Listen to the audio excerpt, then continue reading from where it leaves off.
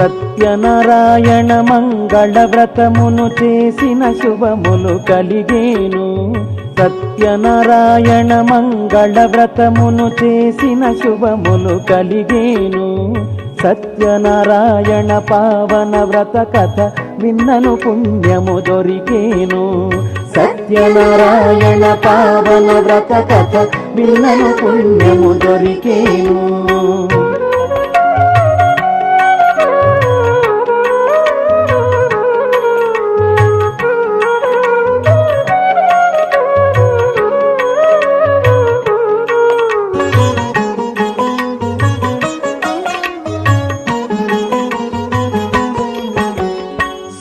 మహాముని సుఖ శౌనకాది ఋషులకు తెలిపిన ఘన వ్రతము. ఇహ పర